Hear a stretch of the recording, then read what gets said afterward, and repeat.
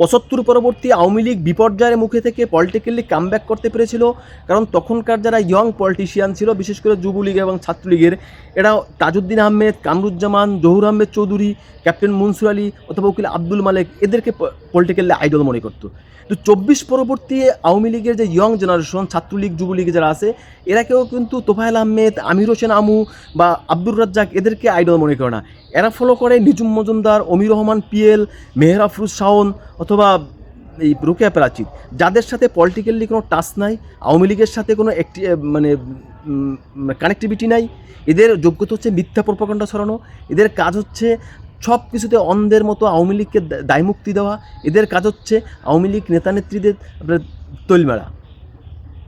আর সবচেয়ে যেটা বড় যোগ্যতা সেটা হচ্ছে অনলাইনে এসে প্রতিপক্ষকে অশ্লীল ভাষায় গালাগালি করা। তো এই যে যুবলীগ ছাত্রলীগ যারা করেন, আপনারা এই অশ্লীল কিছু লোককে ফলো করবেন, নন পলিটিক্যাল লোকদেরকে আইডল মনে করবেন, এরপর রাজনীতি করবেন, তাও আওয়ামী লীগের রাজনীতি বাংলাদেশে কামব্যাক করাবেন, রাজনীতিতে ফিরে আনাবেন। অসম্ভব ভাই, কোয়াইট ইম্পসিবল।